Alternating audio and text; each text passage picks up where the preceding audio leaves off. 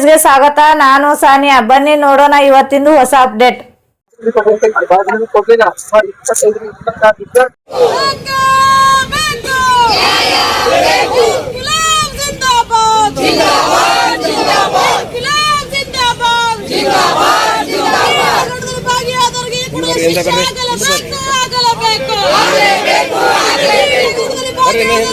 ಶಿಕ್ಷೆ ಆಗಲೇಬೇಕು, ಆಗಲೇಬೇಕು.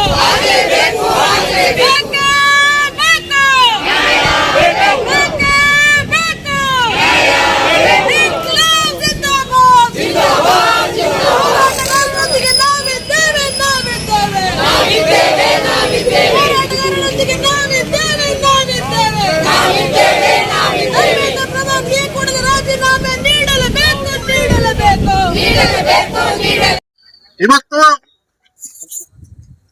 ಪ್ರತಿಭಟನೆ ಮಾಡಿದ್ದೇವೆ ನಾವು ಬಿಜಾಪುರ ಜಿಲ್ಲಾ ಹೋರಾಟ ಸಮಿತಿ ವತಿಯಿಂದ. ಯಾಕಂತಂದ್ರೆ ಡೆಲ್ಲಿಯಲ್ಲಿ ಜಂತರ್ ಮಂತರದಲ್ಲಿ ಸೋಮವಾರ ಸುಮಾರು 20 ದಿವಸದಿಂದ ಉಪವಾಸ ಸತ್ಯಾಗ್ರಹ ಮಾಡ್ತಾ ಇದ್ದಾರೆ. ಯಾಕೆ ಉಪವಾಸ ಸತ್ಯಾಗ್ರಹ ಮಾಡ್ತಾ ಇದ್ದಾರೆ? ಮೊನ್ನೆ ನೀಟ್ ಪರೀಕ್ಷೆ ತಾವೆಲ್ಲ ನೋಡಿರ್ಬೋದು ಪತ್ರಿಕೆಯಲ್ಲಿ. ಜನ ಬೆಳಗಾದ್ರೆ ಆ ವಿದ್ಯಾರ್ಥಿ ಸಾವು, ಈ ವಿದ್ಯಾರ್ಥಿ ಸಾವು, ಗುಲ್ಬರ್ಗದ ಸಾವು ಮತ್ತು ಹಲವಾರು ಇಡೀ ದೇಶ ತುಂಬಾ ಸುಮಾರು ವಿದ್ಯಾರ್ಥಿಗಳು ಅಂತಂದ್ರ ಈ ನೀಟ್ ಪರೀಕ್ಷೆಯಿಂದ ಹಗರದಿಂದ ಪ್ರಾಣಾಪಾಯ ಕೊಟ್ಟರು. ತಂದೆ ತಾಯಿಗಳು ನಮ್ಮ ಮಕ್ಕಳು ಬೆಳೆದು ಇಂಜಿನಿಯರ್ ಆಗ್ಬೇಕು, ಡಾಕ್ಟರ್ ಆಗ್ಬೇಕು, ದೊಡ್ಡ ಉದ್ಯೋಗ ಕಷ್ಟಪಟ್ಟು ಬಡ ಮಕ್ಕಳು ಓದಿಸಿರ್ತಾರೆ. ಆದ್ರೆ ಅವರ ಒಂದು ಕಣ್ಣೀರಿಗೆ ತಣ್ಣೀರಿಗೆ ಹರಿಸಿ ಬಿಟ್ಟಿದ್ರು ಇಡೀ ತಂದೆ ತಾಯಿಗಳು ಅಂತಂದ್ರೆ ಇವತ್ತು ಗೋರಿ ಮುಂದೆ ಮಕ್ಕಳು ಬಂದು ಗೋರಿ ಮುಂದೆ ಕುತ್ಕೊಂಡು ಗಳಗಳ ಕಣ್ಣೀರ್ ಬಿಟ್ಟು ಆಳಕತ್ತಾರೆ. ಇವತ್ತು ಅವು ಇಡೀ ಕುಟುಂಬ ಅಂತಂದ್ರೆ ಇದು ಸಂಘಟನೆ ಇಡೀ ಒಂದು ಕುಟುಂಬ. ಯಾಕಂತಾರೆ ಇಡೀ ಮಕ್ಕಳ ಪೋಷಣೆ ಖಾತೆ ತಂದೆ ತಾಯಿಗಳು ಇಡೀ ದೇಶದ ಜನ ಪ್ರಜ್ಞಾವಂತ ಜನ ಹೋರಾಟಗಾರರು ಅವ್ರಿಗೆ ನಾಡಿ ಮಿಡಿತಕ್ಕೆ ಇವತ್ತು ಹೋರಾಟ ಪ್ರಾರಂಭ ಆಗಿದೆ. ಶಿಕ್ಷಣ ವ್ಯವಸ್ಥೆ ಬಹಳ ಅಧೋಗತಿಯಿಂದ ನಿಲ್ಲದ. ಕೇಂದ್ರ ಸರ್ಕಾರ ನರೇಂದ್ರ ಮೋದಿ ಸರ್ಕಾರ ಅಧಿಕಾರ ಬಂದಾಗಿಂದ ಇಲ್ಲಿವರೆಗೂ ಹಗರ ಮೇಲೆ ಹಗರಣ ಜಾಸ್ತಿ ಆಗ್ತಾ ಇದೆ. ಇಡೀ ದೇಶದ ಭವಿಷ್ಯ ಕಗ್ಗತ್ತಲ್ಲಿ ಕಾಗ್ತಾ ಇದೆ. ಪ್ರಜಾಸತ್ತಾತ್ಮಕ ಹಕ್ಕುಗಳು ಬೇಕು ಅಂತ ಮೊಟಕು ಕೊಡ್ತಾ ಇದ್ದೇವೆ. ಪ್ರಜಾಪ್ರಭುತ್ವ ವ್ಯವಸ್ಥೆ ನಿರ್ಮೂಲನೆ ಮಾಡಿ ಸರ್ವಾಧಿಕಾರತ್ವ ಹೋಗ್ತಕ್ಕಂಥ ನೋಡ್ತಾ ಇದ್ದೇವೆ. ಹಿಂದೆ ನೋಡಿದ್ವಿ, ಮಹಾತ್ಮ ಗಾಂಧೀಜಿ ಅವರು ಉಪವಾಸ ಸತ್ಯಾಗ್ರಹ ಮಾಡಿದ್ರು. ಆ ಉಪವಾಸ ಸತ್ಯಾಗ್ರಹ ಮಾಡಿದ ಗಾಂಧೀಜಿ ಮಾಡಿದ ಸಂದರ್ಭದಲ್ಲಿ ಬ್ರಿಟಿಷರು ಹೆದರ್ತಿದ್ರು, ಮಾತುಕತೆ ಕರೆದು ಬಗೆಹರಿಸ್ತಿದ್ರು. ಆದ್ರೆ ಮಹಾತ್ಮ ಗಾಂಧೀಜಿ ಹೋರಾಟಕ್ಕೆ ಬಳದು ಬ್ರಿಟಿಷ್ ಹೆದರ್ತಿದ್ರು ಬೇರೆ ದೇಶದವರು. ಆದ್ರೆ ನಮ್ಮಲ್ಲಿ ಆಡಳಿತ ಮಾಡ್ತಾರೆ ಸರ್ಕಾರ, ಇಲ್ಲಿಂದ ಜನತಾ ಪ್ರತಿನಿಧಿಗಳು ನಮ್ಮನೆ ಹೋರಾಟ ಮಾಡಿದ್ರೆ ಅವ್ರಿಗೆ ಬಂದ್ ಮಾತಾಡ್ಸಕ ದೈಹಿಕ ಹಾಕಿಲ್ಲ, ಒಂದ್ ಮಾನಸಿಕ ಸ್ಥಿರತೆ ಇಲ್ಲ. ಅವ್ರಿಗೆ ದೇಶದ ಬಗ್ಗೆ ಇವು ಹೋರಾಟಗಾರ ಬಗ್ಗೆ ಪ್ರಜಾಪ್ರಭುತ್ವ ವ್ಯವಸ್ಥೆ ಬಗ್ಗೆ ಏನು ಕಾಳಜಿ ಇಲ್ಲ. ಆದ್ರೆ ಎಷ್ಟು ನೀಚರದಾರ ಇವರು. ಈ ಕೇಂದ್ರ ಸರ್ಕಾರ ಜನರ ಪರ ಬ್ರಿಟಿಷರಿಗಿಂತ ದ್ರೋಹಿಯಾಗಿದ್ದಾರೆ. ಇವತ್ತು ಬ್ರಿಟಿಷ್ ನಾಡಿ ಮಿಡಿತ ಮಾಡಿ ಗಾಂಧೀಜಿಗೆ ಒಪ್ಪಂದ ಕರಿತಿದ್ರು. ಆ ಬ್ರಿಟಿಷ್ಗಿಂತ ಕನಿಷ್ಠ ಆಗಿದ್ದಾರೆ ಇವರು. ಅಂತ ವ್ಯವಸ್ಥೆ ನಿಂತೈತಿ. ಇಂತ ವ್ಯವಸ್ಥೆ ಇಡೀ ದೇಶದ ಪ್ರಜ್ಞಾವಂತರ ಹೋರಾಟ ಮಾಡಬೇಕು. 20 ದಿವಸ ಒಂದು ತಾಸು ಊಟ ಲೇಟ್ ಅಂತ ಎಷ್ಟೋ ನಾವು ಆರೋಗ್ಯ ಏರ್ಪಡಾಗುತ್ತೆ. ಅಂತಹ ಪರಿಸ್ಥಿತಿಯಲ್ಲಿ ಸುಮಾರು 20 ದಿವಸ ಆತ್ಮ ಶಕ್ತಿ ಅವ್ರ ಈ ಜನರ ಪ್ರಜಾಪ್ರಭುತ್ವ ಶಕ್ತಿ ಅವರಲ್ಲಿ ಅಡಕೊಂಡದ. ಆ ಒಂದು ಹೋರಾಟದ ಒಂದು ಶಕ್ತಿ ಅವ್ರು ಅಡ್ಕೊಂಡ ಸಲುವಾಗಿ ಅವ್ರ ಜೀವ ತುಳಿದಾರ.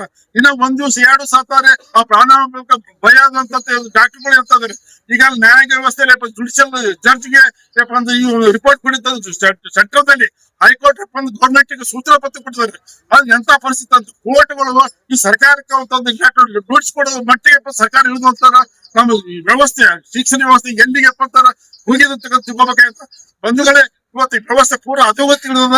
ಇಂತ ವ್ಯವಸ್ಥೆ ಇಡೀ ಜನ ಪ್ರತಿಭಟನೆ ಮಾಡ್ತಕ್ಕಂಥದ್ದು ಸರ್ವಾಧಿಕಾರಿ ನೀತಿ ವಿರುದ್ಧ ಇಡಿಯಾಗಿ ಬೀಂಗಿರ್ತಕ್ಕಂಥದ್ದು ಹೆಸರಾಗ್ಯದ. ಇಡೀ ಎಲ್ಲಾ ಎಲ್ಲ ಹೋರಾಟ ಆಗ್ತದ. ಆ ನಿಟ್ಟಿನಲ್ಲಿ ಬಿಜಾಪುರ ಜಿಲ್ಲೆ ಕೂಡ ಹೋರಾಟ ಮಾಡ್ತಿದ್ದೇವೆ. ಕೇಂದ್ರ ಸರ್ಕಾರ, ನರೇಂದ್ರ ಮೋದಿ ಸರ್ಕಾರ ಜನ ಪರವಾಗಿಲ್ಲ, ರೈತರ ಪರವಾಗಿಲ್ಲ, ಕಾರ್ಮಿಕರ ಪರವಾಗಿಲ್ಲ, ವಿದ್ಯಾರ್ಥಿ ಪರವಾಗಿಲ್ಲ, ಇಡೀ ದೇಶದೊಳಗೆ ಕೆಲಸ ಮಾಡ್ತಾ ಇದೆ. ಇಂತ ವ್ಯವಸ್ಥೆ ಪ್ರಜಾಪ್ರಭುತ್ವ ಹಕ್ಕನ್ನು ಕಾಪಾಡ್ತಕ್ಕಂಥ ಜನ ಎಲ್ಲರೂ ಒಂದೇ ಹೋರಾಟ ಬಂದಿಡಿ. ಇಂತ ವ್ಯವಸ್ಥೆ ಕಿತ್ತೋಗಿದೆ. ಜನಪರವಾಗಿರ್ತಕ್ಕಂಥ ಇಡೀ ಜನ ಶ್ರಮಿಗಳು ಪರವಾಗಿರ್ತಕ್ಕಂಥ ಎಲ್ಲಾ ಜನಪರವಾಗಿರ್ತ ನೀತಿಯನ್ನು ರೂಪಿಸ್ತಕ್ಕಂಥ ಸರ್ಕಾರ ತರಬೇಕು. ಅಂತ ವ್ಯವಸ್ಥೆ ಕ್ರಿಯೇಟ್ ಆಗ್ಬೇಕಾಗಿದೆ. ಅದಕ್ಕೆ ನಾವು ಈ ನಿಟ್ಟಿನಲ್ಲಿ ಈ ನಡುವೆ ಬಿಜೆಪಿ ಹೋರಾಟ ಅವ್ರಿಗೆ ನೈತಿಕ ಬೆಂಬಲ ಕೊಟ್ಟು ಹೋರಾಟ ಮಾಡಿದ್ದೇವೆ. ಅವ್ರು ಏನ್ ಕಾಲ್ ಕೊಟ್ಟು ಅವ್ರು ಇಡಿಯಾಗಿ ಈ ಒಂದು ಹೋರಾಟ ಚಳವಳಿ ಇಡೀ ದೇಶಾದ್ಯಂತ ತಾಲೂಕು ಮಟ್ಟದಲ್ಲಿ, ಗ್ರಾಮಾಂತರದಲ್ಲಿ ಎಲ್ಲ ಮಂಡಲ ಪಂಚಾಯತ್ ಮಾಡಿದ್ರೆ ಇಡೀ ದೇಶದ ಮುಗಿದಾಗ್ತದ. ಅವ್ರು ಏನಾದ್ರು ಪ್ರಾಣ ಜೀವಂತವಾಗಿ ಸತ್ತರಿದ್ರೆ ಇಡೀ ದೇಶದಲ್ಲಿ ಕ್ರಾಂತಿ ಆಗುತ್ತೆ. ಅದಕ್ಕೆ ಆ ಸರ್ಕಾರ, ಕೇಂದ್ರ ಸರ್ಕಾರ ಈ ನಿಟ್ಟಿನಲ್ಲಿ ಕೂಡಲೇ ಶಿಕ್ಷಣ ಮಂತ್ರಿ ನಾವು ನಾಚಿಕೆಯನ್ನ ನಾವು ಹಿಂದೆ ನೋಡಿದ್ವಿ ಪತ್ರಿಕೆಯಲ್ಲಿ ರೈಲ್ವೆ ಎಕ್ಸಿಡೆಂಟ್ ರಾಜೀನಾಮೆ ಕೊಟ್ಟಿದ್ದು ನೋಡಿದ್ವಿ, ಟ್ರೈನ್ ಆಕ್ಸಿಡೆಂಟ್ ರಾಜೀನಾಮೆ ಕೊಟ್ಟಿದ್ವಿ. ಹಲವಾರು ಇಂಥ ವ್ಯವಸ್ಥೆ ಈ ಕೆಲವರು ಹೇಳ್ತಾರೆ, ಪ್ರಶ್ನೆ ಮಾಡ್ತಾರೆ, ಏನು ರಾಜೀನಾಮೆ ಕೊಟ್ಬಿಟ್ಟೆ ಸಮಸ್ಯೆ ಬಗೆಹರ್ತಾ ಅಂತ ಕೇಳ್ತಾರೆ. ಸಮಸ್ಯೆ ಆ ರಾಜೀನಾಮೆ ಕೊಟ್ಟ ಸಮಸ್ಯೆ ಏನು ಓದ್ತೀವಿ ಅಂತಾರಲ್ಲ. ಆದ್ರೆ ಒಂದು ಅನ್ಯಾಯ ಮಾಡುತ್ತೆ ಇಡೀ ಜನ ಬರ್ತಾರೆ. ಇದು ಯಾಕೆ ಸುಪ್ರೀಂ ಕೂಡ ಇವತ್ತು ನಾಚಿಕೆಲ್ಲ ಸರ್ಕಾರ ಆಡಳಿತ ಬರ್ತೇವೆ. ಅದಕ್ಕೆ ಈ ಒಂದು ಇದು ಆ ರಾಜೀನಾಮೆ ಕೊಡ್ಲೇಬೇಕು. ಜೊತೆಗೆ ಶಿಕ್ಷಣ ವ್ಯವಸ್ಥೆ ಬದಲಾವಣೆ ಆಗ್ಬೇಕು. ಇಡೀ ವಿದ್ಯಾರ್ಥಿಗಳ ಒಂದಾಗಬೇಕು. ಪ್ರಜಾಪ್ರಭುತ್ವ ಹಕ್ಕು ಉಳಿಬೇಕು. ಪ್ರಜಾಪ್ರಭುತ್ವ ಉಳಿಬೇಕು ಅಂತ ಮುಂದಿನ ಜನಕ್ಕೆ ಕಾರ್ಯರೂಪ ಆಗಬೇಕು. ಈ ಸರ್ವಾಧಿಕಾರ ಖಂಡನೆ ಮಾಡಬೇಕಾದ ಈ ನಿಟ್ಟಿನಲ್ಲಿ ನಮ್ಮ ವಿದ್ಯಾರ್ಥಿಗಳು ಯಾವತ್ತೂ ಹೋರಾಟಗಾರ ಸಮಿತಿಗೆ ಇಂದು ನಮ್ಮ ಹೇಳಿಕೆ ಹೋರಾಟ ಮಾಡಿದ್ವಿ. ಆ ನಿಟ್ಟಿನಲ್ಲಿ ಎಲ್ಲ ಹೋರಾಟಗಾರರು ಬಂದಿದ್ದಾರೆ. ಮುಂದೆ ಬಂದು ಉಗ್ರವಾದ ಹೋರಾಟ ಮಾಡಕ್ಕೆ ಮುಂಚೆ ಕೇಂದ್ರ ಸರ್ಕಾರಕ್ಕೆ ನಾವು ಮನವಿ ಮಾಡ್ಕೊತೀವಿ. ರಾಷ್ಟ್ರಪತಿ ಮಧ್ಯಪ್ರವೇಶ ಮಾಡಬೇಕು. ಕೇಂದ್ರ ಸರ್ಕಾರ ಸೂಚನೆ ಕೊಡಬೇಕು. ಅವ್ರ ಉಪಸತ್ಯ ಅಂತ ಎರಡು ತರಬೇಕು.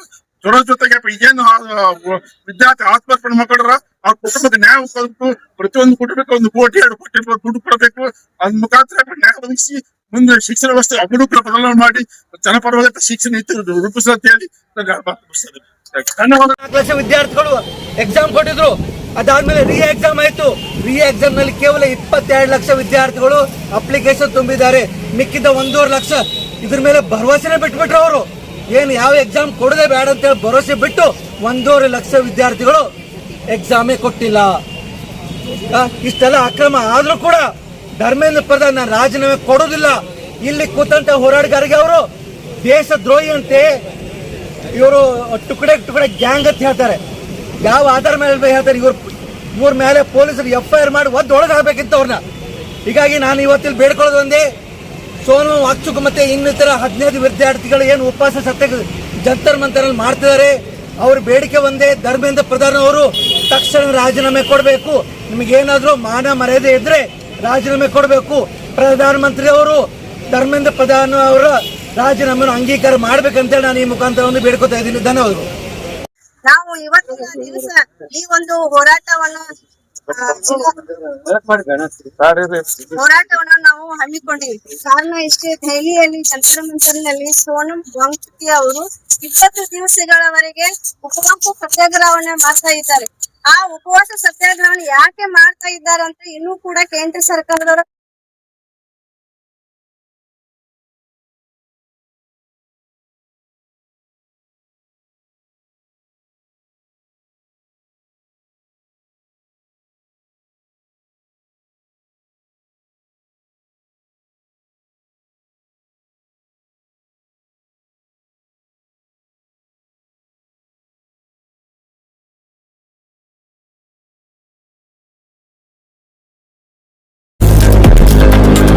लेटेस्ट न्यूज अपडेट्स के लिए YouTube एक्सप्रेस को सब्सक्राइब कीजिए, साथ में बेल आइकॉन को भी क्लिक कीजिए। साथ ही साथ लाइक, शेयर और कमेंट करना ना भूलिए।